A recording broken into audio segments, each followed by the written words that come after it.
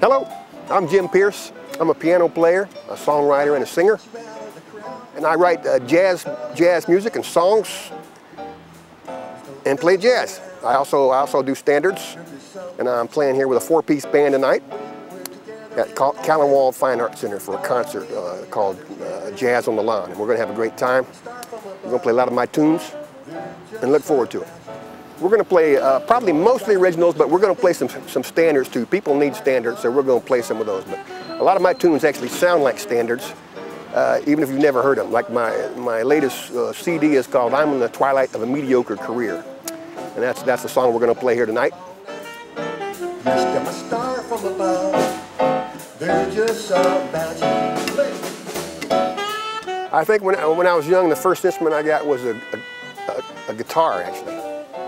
And I played guitar for a while. And then I got a trumpet from my grandfather. And then I got in the high school band, and I got a piano in there somewhere. My mother got me a piano, and she always took me to piano lessons. And she was very happy with that until I became an adult, and I kept playing, and she wanted me to get a real job. But now she's sort of adjusted to it because I've been doing it for so long, like almost 40 years as a full-time musician. She finally adjusted to it. I mean, even up to the time I was like in my 40s, she was still saying, "When are you going to get a real job?"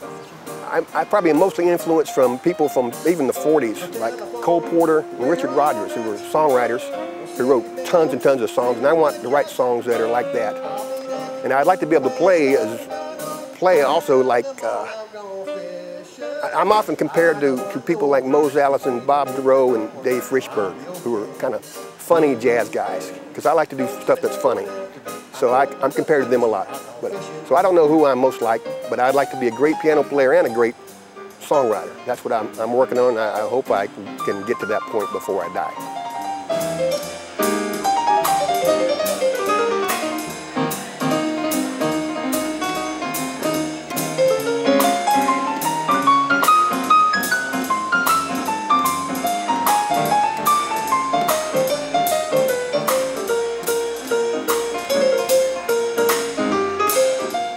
I've been a full-time professional musician for like 37 years, and I've played every kind of gig there is, just about.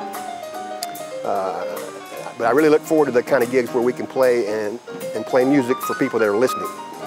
That's what I really look forward to. Over the years, I've played just about everything in order to try to make a living, from rock and roll to a lot of boring background piano music, I call it, in restaurants, playing music for people to eat by. Pretty much anything, but I've been focusing on jazz now a lot over the past, it's like 8 or 9 years, writing and making CDs, recording my own tunes, and that's what I really like to do. And now I'm really focusing on trying to play that music live for people, and play with good musicians. That's what I really like, to play with really good musicians, playing good music for people that like to listen. It's always fun to play with different musicians, because they bring something different to the tunes. And also make you play different. Whenever you play with someone, you play, the way you play is influenced by the way they play. So the better they are, actually the better you are. And that's always a real joy. Tonight I'm playing with L.A. Tootin on upright bass, and Paul Fallett on drums, and Eric South on saxophone. And Eric and Paul have both played on most of my CDs. And L.A., I've played with him a bunch for gigs all over, mostly Atlanta. For me, the real golden moment in jazz music was probably when I first heard it, like when I was in high school. When I first heard live musicians playing at a certain level. That was actually the Woody Herman band. It was one of those old big bands, and it was full of really young, great players. And I'd really never heard people like that play live. And in Charleston, you know, all us high school band geeks went to hear it, and it was really just amazing. Now, so I can't say I really became a super jazz practitioner from that point on, but over the years it's picked up and got deeper into it. But I never forgot hearing that. And since then, of course, I've heard a lot of great musicians, and it's a thrill to hear really players of a really great level. Well, when I get up in the morning, once I settle my mind down, then I'm ready for practice. And the morning is the best time because your mind is cleared, settled from the previous day, and the morning seems to be a very creative time. So I can go practice either creatively or just get down to practice and do stuff that's sometimes tedious but fun. You know, you get into a trance and learn to play things that you can't play already. Sometimes I have woken up with musical dreams, and you could hear, I've heard this great music, and it could be very complex and with lots of instruments and very complex music, unlike what I even do, but somehow it's all come together there in the mind. But it kind of fades away, you know, as you enter into the waking state. But often in the morning, though, it's a good time to write music because the creative force seems to be there more in the morning often because you're fresh, I guess.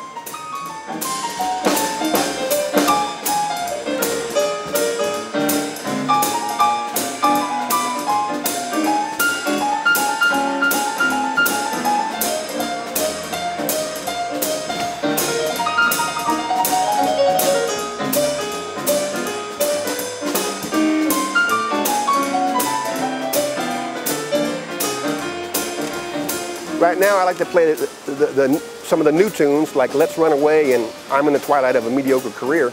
But I like to play some of the old ones too, like Debbie's Birthday Song, which is an instrumental that we recorded. It's really just a duo, but it's a very pretty song. I like to play that. We'll play it tonight.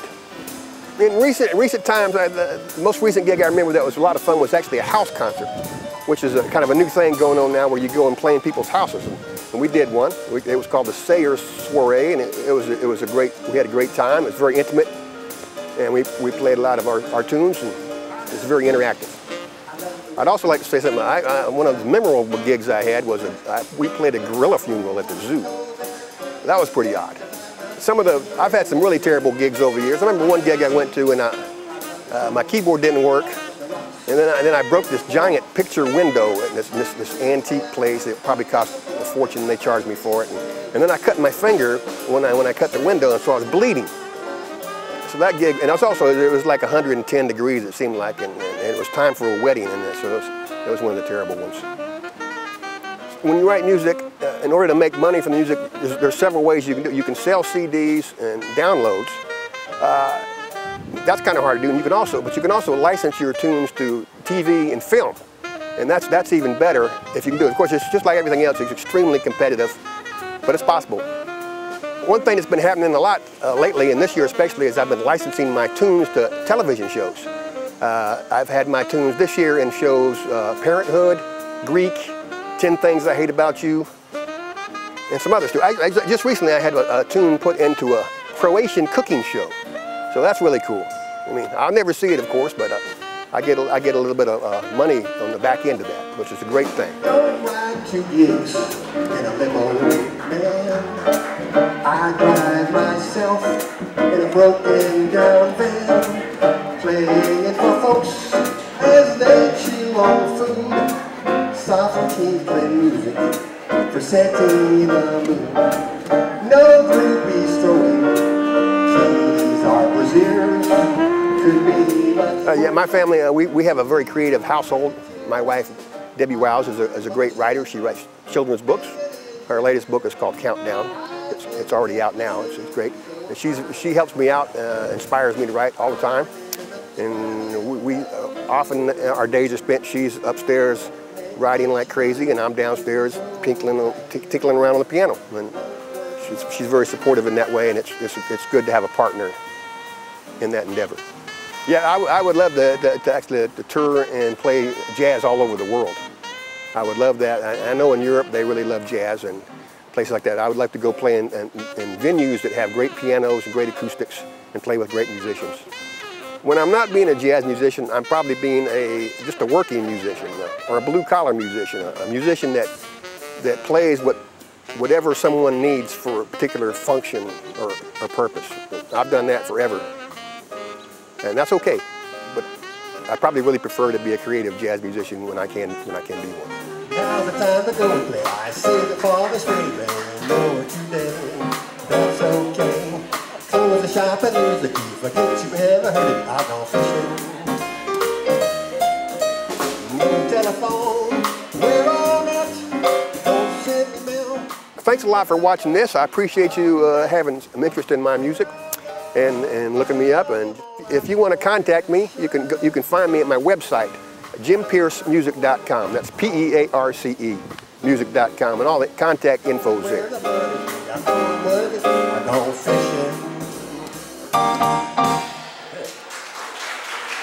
Yeah. Good. Thank you. Thanks so much. Thank you very much.